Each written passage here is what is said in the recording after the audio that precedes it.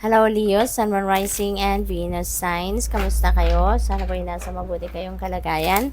Welcome back po sa Star Tarot. Kung bago kayo rito, welcome din kayo. Thank you sa inyong support. I truly appreciate it. God bless you all. Leo, paunang mensahe ninyo for today, Queen of Wands. Ayan, napakaganda. This is your energy. Ano kayo ngayon? Very optimistic, very determined, focused, eye on the prize kayo, which is really good.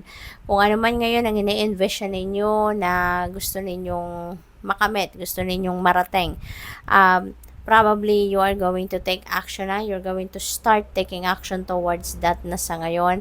And tuloy-tuloy ito. Once na nag-take kayo ng single step, hindi ninyo ito bibitawan. You are not going to stop.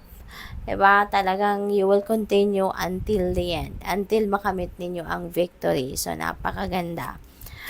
We have temperance energy. Ayan. So, yung patience, no? Kailangan din ninyo rito. Kasi, hindi naman lahat ng journey natin perfect. Okay? Kaya, dito, although porsigido kayo, optimistic kayo, as in talagang you're going to do anything and everything in your power, no? Para mangyari ang gusto ninyong mangyari dito. But sometimes, meron talagang mga pangyayari sa buhay natin na may mga humps and bumps. Hindi maiiwasan na merong mga pagtigil, no? Dahil it is part of the journey. So, ano lang kayo, be patient. No, be patient. Yun lang ang kailangan natin i-practice talaga sa kahit anumang sitwasyon natin. Kailangan natin marunong tayong magpasensya, marunong tayong mag-antay. Okay?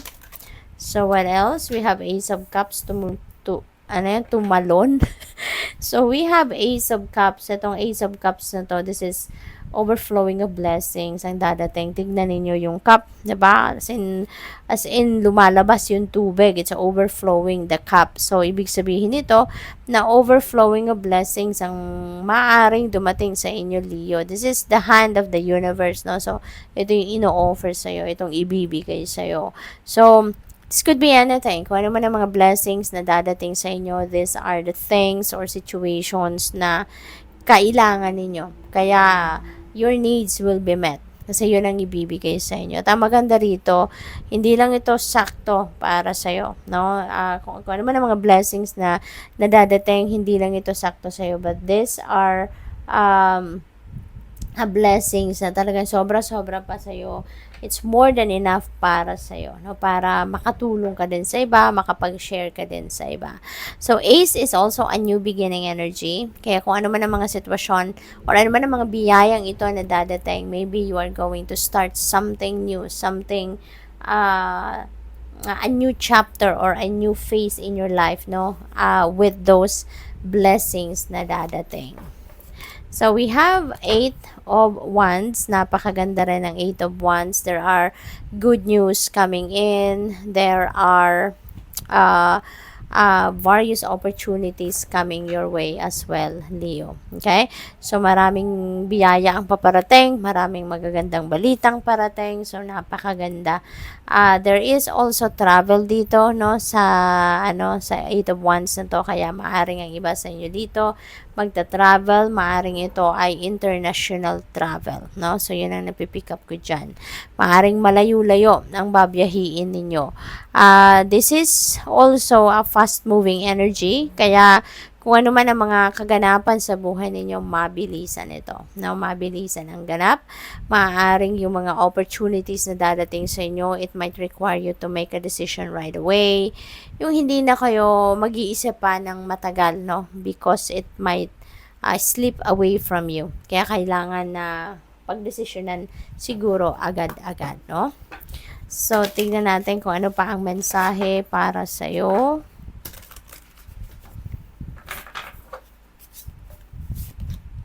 We have trust. Ayan, magtiwala lang kayo, no, sa universe. Magtiwala lang kayo sa Panginoon, Leo. Alright?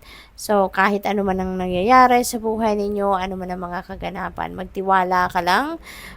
Pag naglalagay ka ng tiwala, no, sa divine universe, makikita mo. And parang may surrender energy, 'di ba? Pag nagtitiwala kayo, parang sinusurrender nyo ang lahat sa Panginoon, and you will see. you will see na things are going to fall into its right places, things will be smooth sailing. Yung ano, kahit may problema kayong kunyari na may encounter, but at ano, yung the day will go by na magaan pa rin ang inyong pakiramdam. Yung parang may problema kayo pero hindi ganun kabigat, no, ang inyong pakiramdam. Kasi may katulong ka sa pagbibitbit, and that is the divine universe and the rest of your spirit team. Kaya magtiwala ka lang lagi. No? Tiwala ka sa Panginoon, tiwala ka sa divine plan. We have fertility. Yan. So, ang iba siguro sa inyo dito is going to give birth or baka merong buntis. No? Maybe some of you are conceiving. Kung hindi man kayo yon, baka yung person ninyo or baka mahal ninyo sa buhay. No? Or someone na malapit sa puso ninyo. We have closure. Ayan. So, merong pagtatapos, merong pagsasara ng pinto dito, no? So, this could be related to relationship. Maaring meron ditong relasyon na tuluyan nyo nang isasara ang ano na to, ang yugto na ito sa buhay ninyo. Maaring there's no room na para sa ano dito, pagre-reconcile. Wala nang room or wala nang pagbibigay ng bagong pag-asa sa taong ito or sa relationship ninyo. Wala nang second chance, no? Or wala nang another chance dito. So, you are definitely going to put an end to this relationship, no? So, yun ang napipick up ko dyan for some of you. So, tignan natin kung ano pa ang ganap. Kapag may ending, may beginning talaga, hindi ba? Kasi yung closure na to, this is ending and meron tayong new beginning. So, maaaring merong magtatapos na relationship dito at magsisimula kayo ng panibago. We have desire. Ayan. So, this could be your heart's desires, no?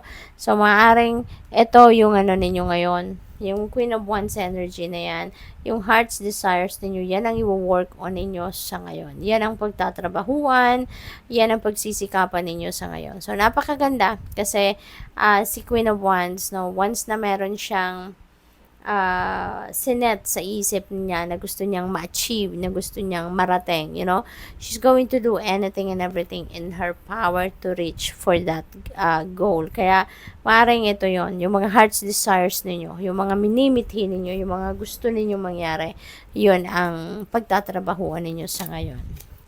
We have stimulate. Ayan. So, siguro, ang iba sa inyo dito talagang may stimulate yung isip ninyo. Maybe you will have that